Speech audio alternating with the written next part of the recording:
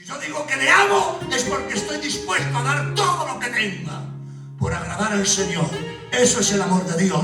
Todo lo demás me vais a perdonar, con todos mis respetos, es paja para el burro, no vale.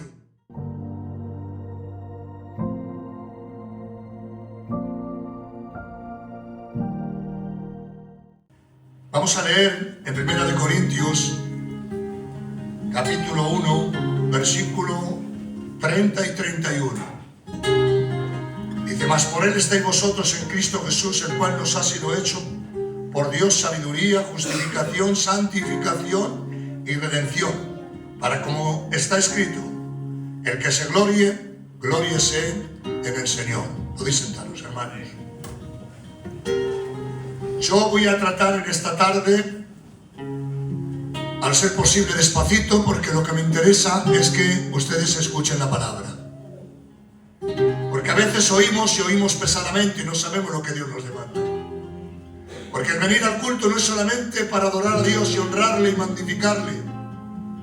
Venir al culto es también decirle a Dios: ¿qué quieres que yo haga?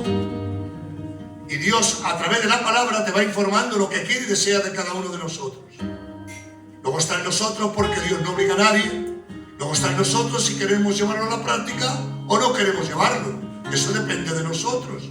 Por eso tenemos que tener presente que esté como una luz encendida en nuestro corazón y en nuestra mente, diciéndonos las palabras de Jesús. Jesús dijo en cierta ocasión: en aquel día yo no os juzgaré. La palabra que habéis oído y habéis puesto en práctica, esa palabra es la que se levantará en el día del juicio. Quiere decir, hermanos, que tenemos que oír y saber lo que oímos. ¿Por qué? Pues porque es a través de lo que entiendo y sé, puedo llevarlo a la práctica. Si yo no sé lo que Dios quiere de mí, ¿qué voy a hacer yo si no sé? Pero si yo pongo oído a la palabra de Dios, y la palabra de Dios, que posiblemente en este día Dios no te hable, pero si no te habla, eso no quiere decir que no tengas que regresar mañana, porque el predicador es como el cartero. Trae cartas y dice: fulano de tal, presente, fulano de tal, presente. Y hay carta para una serie de personas, pero posiblemente ese día no vino correo para ti. No vino el correo del cielo para hablarte a ti. Pero eso no implica que mañana vengas otra vez, mañana o pasado, vengas otra vez a ver lo que Dios quiere de ti. Y esa pregunta se lo tienes que hacer en lo más íntimo de tu corazón. Decirle a Dios: ¿qué quieres que yo haga? Ilumíname con tu palabra. Dime lo que tú quieres que yo haga. Y de esa manera Dios va a hablar de alguna forma y de alguna palabrica, entrará en tu corazón, y eso es lo que quiere y demanda Dios de ti. Amén, hermanos. Mirad, las palabras que hemos leído, los versículos que hemos leído, es el apóstol San Pablo, pues porque en Corintios, después de haberlo levantado, Pablo termina su labor y su trabajo, está 1 año y medio en Corintio, se va de Corintio y se entra de pastor en la iglesia de Éfesos. Pasando un tiempecito, hermanos, estando él en Efesios, hay una familia que se llama la familia de Cloé, que le avisa y advierte de las grandes desavenencias que están naciendo en la iglesia de Corintios. Esas desavenencias no nacen porque Pablo no puso el verdadero fundamento. Pablo puso el verdadero fundamento. Lo que pasa es que la gente que había puesto de alguna manera Pablo el fundamento, habían tergiversado y habían, por decirlo de alguna manera, habían equivocado los conceptos y se habían hecho casi un evangelio a su manera y a su forma. Y claro, Pablo tiene que volver de nuevo a sentar las bases fundamentales dentro de la iglesia de Corintios. ¿Por qué? Pues porque había gente que tenía estos conceptos de sí mismos y pensaban que Dios les había traído al culto porque Dios había visto algo bueno en ellos. Y tiene que hacerle ver el apóstol San Pablo que no, que va, que Dios no ha visto nada bueno en ellos para traerles al culto, que Dios los ha traído porque Dios ha tenido misericordia de nosotros. Por eso dice la palabra del Señor: a los que primeramente conoció, a estos llamó, y a los que llamó, los santificó y les glorificó. Quiere decir que tú y yo vivíamos ausentes de razón que fuera humana, cuando Dios, en su propósito, ya quiso llamarnos a la reconciliación por medio de su Hijo. Nosotros vivíamos ausentes. Yo, por mi parte, vivía ausente tocante a las cosas de Dios, pero sin embargo Dios me llamó. Cuando me llamó, abrió mis ojos y entendí que el verdadero camino era este, y que Dios me llamó no porque viera nada bueno en mí, porque permitirme que os digan esta tarde, no hay nadie bueno, no hay ni siquiera uno, ni uno tan siquiera, dice el apóstol en el libro de los Romanos, no hay ni siquiera uno, todos nos desviamos. Entonces, ¿qué quiere decir, hermanos? Que Dios nos llamó porque vio algo bueno en nosotros. ¡No!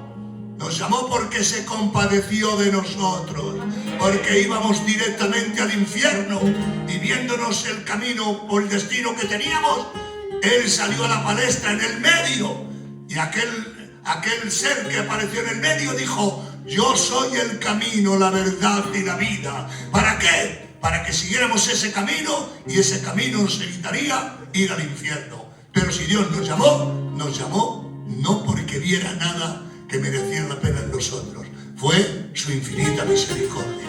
Y ahora, claro, queridos hermanos, para entender un poquito esto, había que transportarnos hasta el comienzo, el principio de la creación de Dios. Cuando Dios crea al hombre y a la mujer, lo ha puesto en el huerto del Edén, y allí, queridos hermanos, ha puesto un árbol para poner al descubierto si era el hombre y la mujer tan leal. Entendemos, queridos hermanos, que tanto el hombre como la mujer desobedecieron a Dios y automáticamente el cielo se cerró de bronce y ya el hombre no podía tener la comunión que tenía con Dios. ¿Por qué? Pues simplemente porque Dios les había dado un estatuto de obediencia perpetua, y ya les había dado un sobreaviso: el día que comierais ciertamente morirás. Por eso cuando aparece la serpiente le dice a Eva: ¿qué os ha dicho Dios? Que no podéis comer de ningún árbol del huerto. Y automáticamente la incauta de Eva le dice a la serpiente: ¿qué va? ¿Te equivocas? El Señor nos ha dicho que de todo árbol del huerto podemos comer, excepto del árbol de la ciencia del bien y del mal, porque el día que comamos ciertamente moriremos. Automáticamente la serpiente le dice: no me agarréis, señora, sabe Dios que el día que comieras serás semejante a Él. Y ese semejante a Él ha creado en ella algo que no esperaba, y era ser semejante a Dios. Comió del fruto prohibido y automáticamente pecaron, desobedecieron.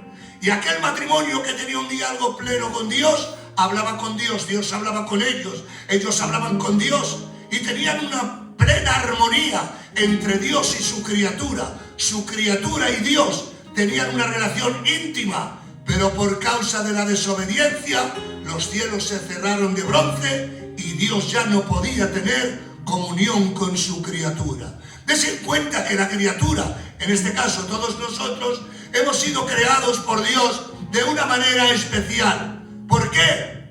Os digo por qué. Porque todos los mundos y creaciones que ha creado Dios, a ninguna le ha dado su imagen y semejanza. Sin embargo, a nosotros nos ha dado su imagen y semejanza. Quiere decir que éramos el tesoro de Dios, éramos el deleite de Dios. Pero sin embargo nosotros le obedecimos, o mejor dicho, le desobedecimos. Y al desobedecerle, pues Dios tuvo que cerrar las puertas del cielo. ¿Por qué? Porque Dios es santo. Y por mucho que nos quiera, Dios no puede tener relación con el pecado. Entonces el pecado del hombre y de la mujer le hizo guardar de alguna manera distancia de Dios con el hombre. Pero dejadme que os diga algo muy importante. Aunque no tenía la relación que tenía que tener, nunca jamás Dios se quedó sin testimonio vivo, sino que Dios envió la lluvia temprana y tardía. ¿Para qué? Para que la tierra germinara, dará el fruto necesario, para que la humanidad no pereciera de hambre. Siempre Dios se preocupó de la humanidad, aunque la humanidad no entendía a Dios. ¿Por qué? Porque Dios para él era como un extranjero. Hablaba Dios y el hombre no lo entendía. ¿Y por qué no lo entendía el hombre? Pues porque su mente se había atrofiado a consecuencias del pecado. Y cuando Dios hablaba no lo entendían. Cuando estaban en la pureza de la santidad y en la inocencia, Eva habla con la serpiente y se entiende. ¿Por qué? Porque dentro de la pureza la humanidad podía hablar con los animales y se entendía. Pero una vez que pecaron, la mente se retrajo y de alguna manera no podían ya ni entender a los animales y mucho menos podían entender a Dios. Pero Dios siempre intentó por todos los medios, en todas las épocas y edades, intentó volver a tener relación con su criatura. Porque Dios seguía amando a su criatura. Lo que pasa es que hablaba Dios y la humanidad no lo entendíamos. Decía algo Dios y la humanidad no lo entendías. Y entonces Dios hizo algo. Mediante el lenguaje de Dios, la humanidad no le conocía a Dios. Entonces Dios tomó la determinación de que, a ver si había algún inspirado en la tierra, que a través del pincelazo de la creación de Dios, alguien viera a Dios a través de la creación. Y hubo alguien que le vio a través del pincelazo de su creación y empezó a decir: los cielos cuentan tu gloria y el firmamento anuncia las obras de tus manos.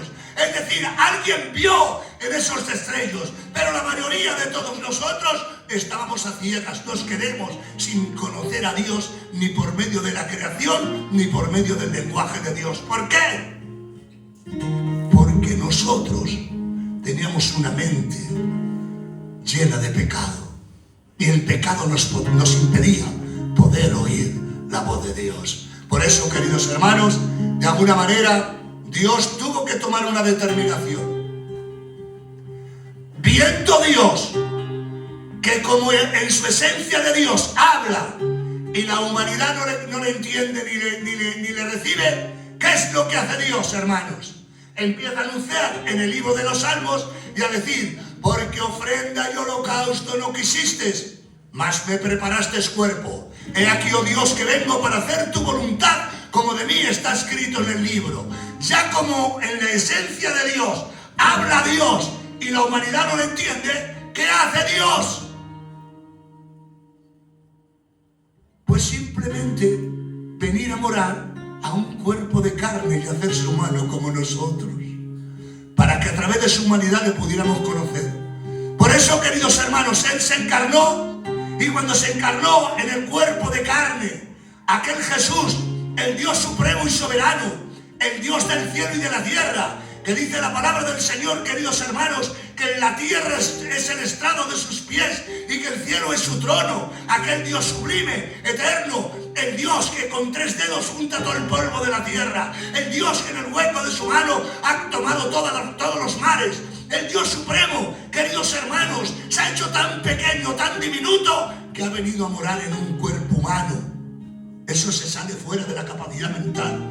No hay quien lo entienda. ¿Cómo es posible un Dios tan grande, tan sublime, que haya venido a habitar en un cuerpo tan pequeño, de tal manera que cuando nace ni los ángeles le conocen? Están proclamando, pero no le conocen. Y viendo que no le conocen en la persona que está, el Dios supremo y soberano, en ese cuerpo tan diminuto, tiene que decir el Dios Padre a los ángeles: adorarles todos vosotros los ángeles. Queriendo decir, en ese cuerpo diminuto, chiquitito, está la esencia de Dios en Él. Él es Dios. Y queridos hermanos, ahí estaba Dios representando y para, de alguna manera, darse a conocer a la humanidad, para que la humanidad le conociera. Por eso dice el apóstol San Pablo: porque Dios se ha hecho en nosotros sabiduría de Dios. Es decir, que solamente lo conocieron los que tenían la sabiduría de Dios. Para otros, yo no sé lo que era Jesús. No sé, hermanos. Posiblemente para algunos creyeron que Jesús era una buena persona, que quería cambiar la sociedad para que la sociedad fuera más solidaria y más buena. Pero Jesús no vino para eso. Jesús no vino para eso. Jesús vino para salvar a la humanidad. Jesús vino para salvar a los pecadores, de los cuales yo soy uno de ellos. Y creo que también vosotros sois también alguno de ellos.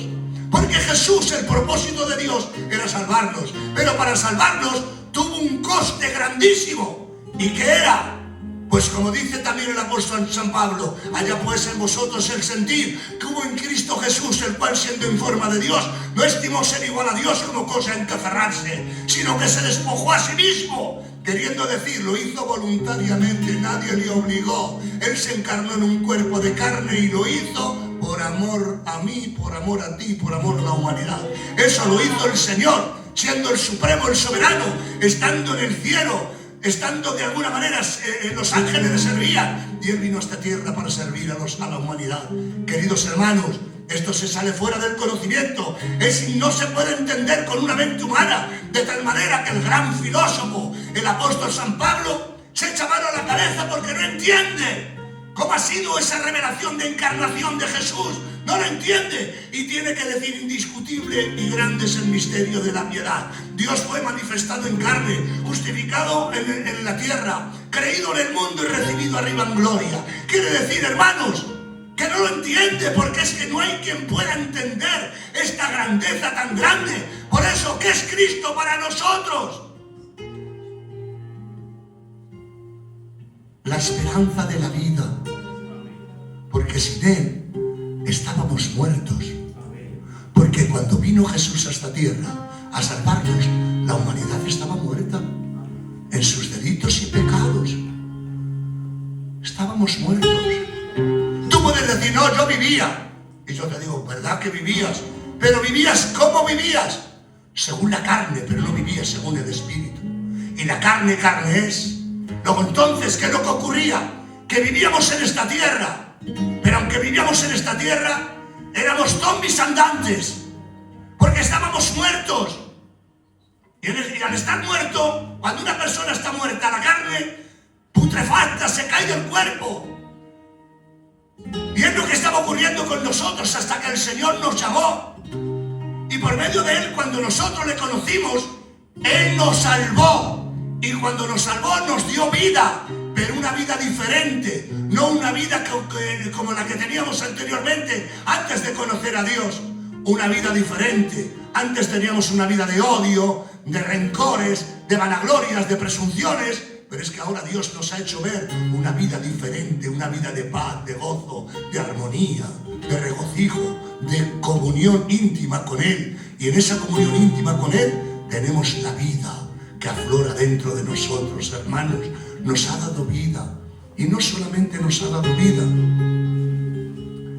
se ha hecho sabiduría. Dios ha hecho sabiduría en vosotros. Por eso muchos no entienden a Dios, porque todavía no han recibido la sabiduría de Dios, y vienen al culto y no saben quién es Dios, y vienen al culto y dicen gloria a Dios y no saben a quién dicen gloria a Dios, porque no han tenido un encuentro personal con Él. Porque para que tenga sabiduría de Dios en Él tiene que haber de alguna manera, tiene que haber un contacto divino con Él. Y en ese contacto es cuando la mente humana se despierta, o mejor dicho, la mente espiritual se despierta para conocerle a Él y saber que Él proviene de Dios. Y no solamente eso, sino que dice justificación. Daros cuenta, hermanos, que después de que el Señor nos salvó, hizo algo con nosotros, sin que nosotros nos diéramos cuenta. ¿Qué hizo Él? Tomándonos a cada uno de nosotros, nos presentó ante el Dios Padre. Pero ¿cómo íbamos, hermanos? Cuando Dios nos salvó y cuando Dios nos dio vida, ¿cómo íbamos con Él? Jesús entra delante del trono de Dios, del Dios Padre. Jesús viene, nosotros venimos detrás de Él, porque nos va a justificar ante el Padre. ¿Y de qué manera vamos, hermanos? Vamos. A uno le falta un brazo, a otro le falta una oreja, a otro le tiene el ojo colgando. Es decir, hermanos, éramos zombies andantes que íbamos detrás de Jesús. Jesús iba delante y nosotros detrás. ¿Por qué estábamos tan deteriorados? Pues eran las consecuencias del pecado que había hecho estrago en nosotros. Por eso estábamos incompletos. A uno le falta el brazo, a otro le falta la pierna, a otro le falta el ojo, a otro la oreja. Porque éramos imperfectos, eran las consecuencias del pecado que había causado en nosotros. Pero cuando nos acercamos a Jesús, o vamos detrás de Jesús y nos acercamos hacia el trono del Dios Padre, Jesús va delante y nosotros vamos detrás. Pero ¿cómo vamos detrás, hermanos? Imaginaros en un momento. Vamos detrás como zombies, detrás de Él. Con el ojo colgando, sin brazo, sin pierna. Pero menos mal, hermanos, que el Dios Padre sentado en su trono no nos vio a nosotros como veníamos, sino que nos vio el Dios Padre a través del prisma de la sangre de Jesús. ¿Y cómo nos vio? Perfectos. Estábamos perfectos. Ya no nos faltaban los brazos, ni las orejas, ni el ojo. Ahora estábamos completos. ¿Por qué? Porque Dios nos vio no conforme a nuestra justicia, sino que cuando Dios nos vio a través de la justicia de su Hijo. Y por esa justicia nos ha hecho a nosotros justos en posición delante de Dios. Y somos los justos de la tierra. Yo no sé lo que seremos para la humanidad. Posiblemente alguien piense que somos un grupo de gitanos que nos metemos en estos lugares a cantarle cantes o lo que sea. Para ellos es como un jolgorio. Pero nosotros sabemos y entendemos que somos los justos de la tierra. Y no por nuestra justicia, sino por la justicia de Él. En su justicia nos ha hecho a nosotros justos. Y somos justos ante el Padre. Y no solamente somos justos, sino que dice sabiduría, justificación y santificación. Es decir, hermanos, que el Señor nos ha santificado a través de su santidad. Quiere decir, hermanos, que nosotros en posición no éramos santos, pero Él nos ha hecho santos ante el Padre. Estos son los santos de la tierra, los que yo he redimido con mi sangre. Y nos ha hecho santos. Por eso, queridos hermanos, hay un versículo que dice: sin santidad nadie verá al Señor. ¿Cómo es que sin santidad nadie verá al Señor? Si la santidad perfecta no la tenemos ninguno todavía. ¿Cómo es? Pues Dios, en posición, nos ha hecho santos ante el Padre. Y somos los santos de Dios. Diga al mundo lo que quiera, diga a las personas lo que le dé la gana. Nosotros somos los santos de Dios porque Dios, de alguna manera, porque Cristo nos ha santificado en su santidad. Por eso dice, en la resurrección de Cristo, dice, la santidad que había en Él. Esa misma santidad nos la ha transmitido a nosotros. ¿Para qué? Para que el Padre nos tenga santos en posición. Pero, dice la palabra del Señor, el que sea santo, santifíquese todavía más aún. ¿Qué quiere decir eso? Si somos santos en posición, ¿para qué necesitamos santificarnos? Porque existen dos santificaciones. La santificación de posición, que nosotros no podíamos conseguirla, lo ha hecho Él por nosotros y nos ha hecho santos en el cielo. Pero ahora quiere Dios una santidad diferente. Es decir, que Dios ha hecho por ti y por mí lo que nosotros no podíamos haber hecho por nosotros mismos. Y si no podíamos hacer nosotros por nosotros mismos lo que Dios ha hecho en nosotros, Dios ha hecho todo lo que tenía que hacer en nosotros. Ahora depende de nosotros. Y Dios está esperando de nosotros qué estamos dispuestos nosotros a hacer por Él. Esa es la pregunta. Por eso existe la santificación de posición que la ha hecho Él. Pero existe la santificación de perfección. Por eso tiene que decir el apóstol San Pablo: el que comenzó en vosotros la buena obra, Él la perfeccionará hasta el día de Jesucristo. Porque Dios ha constituido 5 ministerios para la perfección de los santos, para que todos lleguen a la plenitud de un varón perfecto, el cual es Cristo Jesús. ¿Qué quiere decir Dios? Que no se conforma con lo que somos, que levanta a Dios más de nosotros, que quiere Dios que vivimos una vida santa, pura, y por eso nos eligió antes de la fundación del mundo. ¿Para qué? Para que fuéramos santos, sin mancha y sin arruga. Si todavía hay arruga en nosotros, no andamos muy bien, queridos hermanos. Tenemos que luchar, porque la lucha no es contra carne ni sangre, la lucha es contra ti mismo, para que puedas vencerte, y una vez que te hayas vencido, estarás por encima de las consecuencias del pecado. Pero mientras sigas ahí y no te santifiques, y siga el tiempo, y el tiempo pase, y yo sigo siendo el mismo. Si antes me enfadaba, me sigo enfadando. El tiempo pasa. Si antes codiciaba, sigo codiciando. Si alguien me decía ponte para allá, salía el viejo hombre y le arañaba. Entonces, ¿qué pasa? ¿Qué es lo que ocurre, queridos hermanos? Que la santidad se ha quedado ahí. Nacimos, pero no vivimos una vida de santidad. Y Dios quiere que vivas una vida de santidad. Dios quiere que mejoremos cada día, cada instante de nuestra vida. Eso es lo que quiere Dios, hermanos. Dios no te llamó para que vinieras al culto y te sentaras en el banco y dijeras gloria a Dios, aleluya, levanto la mano, estiro el codo y que Dios bendiga todo. Dios te llamó con un propósito. El propósito que llamó es el que te he dicho. Dios nos llamó desde antes de la fundación del mundo, nos eligió desde antes de la fundación del mundo para que fuéramos santos, sin mancha y sin arruga. Por eso, muchas veces Dios ni se acerca a muchos de nosotros, porque vivimos una vida decadente y Dios quiere que llevemos una vida fructífera espiritualmente hablando.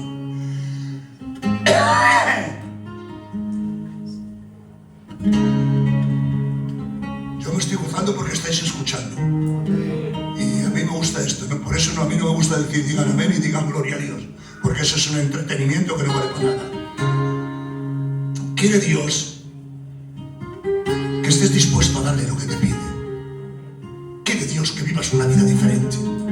Quiere Dios que se aparten esas palabras que a veces a Dios no le gustan y le ofenden. Quiere Dios eso, hermanos. Que no pide más Dios, nada más que eso. Que seamos santos, semejantes a Él. Por eso, mirad, queridos hermanos, os voy a poner un ejemplo para que podáis entender. Mirad, vamos a ver, ¿a quién pongo yo? Al Manolo, al pastor. Imaginaros por un momento que el Manolo, Dios le ha prosperado de una manera especial y se ha comprado un piezo casa que pa' qué. En esa casa no está recién comprada, ya lleva muchos años que la compró y tiene la casa. Entonces en esa casa un día él me dice, hermano Chinero, ¿no has visto mi casa? Pues no, Manolo, no lo he visto. Pues vente un día y ves mi casa, ya verás qué casa es. Ahora me lleva a su casa, veo su casa y al ver su casa me pasmo. Un salón grandísimo, que es lo principal para los gitanos, un salón grande para que quepa todo el mundo, y cuando viene gente que no, eso, si no tienes una habitación, tienes un colchón en el salón y duermes, porque esa es nuestra vida. Pero bueno, me enseña el salón, me enseña la cocina, me enseña las habitaciones, y que pa' qué. Pero hay una puerta que estamos pasando y traspasando, y Manolo no me dice lo que hay. Y a mí, claro, al no decirme lo que hay, ni me enseña esa habitación, la curiosidad me come por dentro. Entonces diréis, válgame Dios, ¿qué pasará? Paso para acá, paso para allá, paso al otro sitio y no me enseña la puertita esa. Pues que habrá ahí y ya sin pedirle permiso. Como no puedo aguantar de alguna manera la curiosidad, voy a echar mano para abrir la puerta. Y cuando voy a abrir la puerta, me dice Manolo, ¡no! ¡Esa puerta no! ¿Y por qué esa puerta no? Por esa puerta no quiere que la vea nadie. Porque esa puertita es donde ha ido poniendo todos los trastos que le han ido sobrando a lo largo del tiempo que ha vivido en la casa y lo está metiendo ahí. ¿Saben ustedes que a semejanza de eso, todos los seres humanos tenemos esa misma habitación dentro del alma? ¿Y saben ustedes, queridos hermanos, que esa habitación se llama inconsciente? ¿Y qué pasa? Pues que hemos transhumado en esta tierra, tanto en la vida de la carne como en la vida del espíritu, y hay cositas ahí dentro que a Dios le desagradan. Y quiere Dios arrancarla de nosotros, porque es el trabajo del espíritu. ¿Y qué es lo que ocurre? Os voy a poner un ejemplo para que lo entendáis. El inconsciente es fácil, los que tienen carnet de conducir lo van a saber enseguida. El consciente es cuando vas por la carretera y tienes la luz corta. El consciente es todo lo que refleja la luz corta, ese es el consciente. Pero lo oscuro, la tiniebla que hay detrás de la luz, ese es el inconsciente. Y esa es la habitación que tenemos dentro del alma, que hemos ido acumulando montones de cosas dentro de ella, que ahora ignoramos y olvidamos lo que hay dentro de nosotros. Pero ¿qué hace el Espíritu Santo? Oprime el inconsciente. Y al oprimir el inconsciente, pasa al consciente. El consciente lo coge y ¿a dónde lo lleva? A la conciencia. Y la conciencia, a través del Espíritu Santo, te golpea. ¿Y por qué te golpea? Para que lo arranques de ti. Porque ahí hay cosas que a Dios le desagradan y no quiere que las tengas. Y de esa manera, saliendo a tu conciencia, golpeándote tu conciencia, despertándote, ves que lo que hay dentro de ti, ni tan siquiera te acordabas de ello, pero estaba ahí. Y a Dios le desagradaba. ¿Y qué quiere Dios? Que lo arranques de ti, si verdaderamente le amas. Porque no es decir te amo. No vale eso. Esas son palabras que se lleva el viento. Si yo digo que le amo, es porque estoy dispuesto a dar todo lo que tenga por agradar al Señor. Eso es el amor de Dios. Todo lo demás me vais a perdonar, con todos mis respetos, es paja para el burro, no vale, no sirve. Como dicen los portugueses, no presta. Por eso Dios lo que quiere con nosotros es arrancar de nosotros lo que a Dios le desagrada. Y ese es el trabajo que tiene Dios con nosotros. Por eso te pregunta el Espíritu Santo en esta tarde, ¿qué estás dispuesto tú a hacer por Él? Él hizo por ti todo lo que tenía que hacer. Todo lo que concierne a la vida nos ha sido dado. Ahora depende de ti. Depende si quieres esforzarte, si quieres agradarle o si quieres vivir a tu manera. Porque vuelvo a repetir, Dios no obliga a nadie. Dios simplemente da la información de lo que desea y luego el que tenga voluntad que lo haga. Si os quiero decir que dice el apóstol San Pablo, hay hijos de desobediencia y hay hijos de obediencia. Hay quien oye y lo pone en práctica, y hay quien oye y dice, predícame cura, predícame fraile, a mí por un oído me entra y por el otro me sale. No le da la efectividad que tenía que darlo. Por eso, queridos hermanos, el Evangelio no es cualquier cosa. El Evangelio no es cualquier cosa. El Evangelio es un camino de rosas, pero nunca os olvidéis que todas las rosas tienen espinas. Por eso, queridos hermanos, el Evangelio, yo repito siempre, casi siempre repito esta palabra allá donde voy, el Evangelio es para hombres y mujeres valientes, pero no valientes de cuchillos, navajas y pistolas, sino valientes para decir al mundo no y a Cristo sí. Que eso es lo que demanda Dios. Y para concluir, hermanos, si no cansaros en esta tarde, dice santificación y redención. Hay dos clases de redención. Primera es la redención de nuestro cuerpo y luego también la redención de nuestros pecados. Entonces hay dos puntos. Pero aquí, viendo la venida del Señor, se trata de que es la redención del rapto de la iglesia. Quiere decir la redención de nuestro cuerpo. Porque dice, porque si creemos que Jesús resucitó, así también traerá Dios con Cristo a los que durmieron en Él. Y los que hayan quedado serán arrebatados juntamente con los que vienen en la nube. Y ahí dice, y estaremos con el Señor para siempre. Pero ¿por qué no viene el Señor ya? Porque nuestras bocas están cerradas a cada canto. Y ya no somos capaces de decir a nadie, Jesús ha muerto por ti. Jesús te ama. Jesús te está esperando. Hemos cerrado nuestra boca cada canto y ya no hablamos nada de Jesús. Hablamos de coches, de dineros, de mercados, hablamos de empleos, hablamos de esto. Y nos vanagloriamos inclusive, que lo dice la Biblia. Dice, hay quien compre, dice, no vale. Y luego cuando sale dice, es el día, el negocio. Porque voy a ganar mucho dinero con esto. Eso lo dice la Biblia. Luego entonces, queridos hermanos, no podemos hablar de las cosas del mundo, porque lo del mundo es y aquí se quedará. Pero lo espiritual proviene de Él y es lo que tenemos que alimentar. Por eso, queridos hermanos, necesitamos, porque hay momentos en la vida que decimos, porque llegamos a tal extremo, que decimos y nos sale una palabra de lo más profundo del alma y del espíritu, y tenemos que decir, Señor, ven ya. ¿Qué hacemos en esta tierra? ¿Qué hacemos en este valle de lágrimas, sufriendo y padeciendo? Si esto no es vivir, esto es un sin vivir. Ven ya, Señor. Si pudiéramos tener los oídos espirituales, nos diría el Señor, no puedo. Y nosotros le preguntaríamos, ¿y por qué no puedes? No puedo, porque yo no quiero que nadie se pierda, porque mi deseo es que todos procedan al arrepentimiento. Pero ¿cómo van a proceder al arrepentimiento si no hay nadie que les hable? Si nosotros tenemos la boca candada, parece que hubiera entrado un enemigo en los cultos y venga vendiendo mordazas. Viene porque el mercado del enemigo es las iglesias. ¿Y cuál es su trabajo? Vender mordazas. ¿Sabes lo que es una mordaza? Que te la ponen en la boca y no puedes hablar. Pues él viene diciendo, vendo mordazas, vendo mordazas. Y Y hay algún cristiano que está en el culto, que se ha levantado esta mañana muy temprano para ir al mercado, viene al culto y viene sonoliento. Y en ese sonoliento está así plácidamente y le dice al enemigo: dame una. Y se ha puesto la mordaza y tan siquiera le ha dirigido una palabra a Dios. Ni le ha dicho a Dios: Señor, salva, salva, Señor, la humanidad. Agrega a tu iglesia aquellos que han de ser salvos.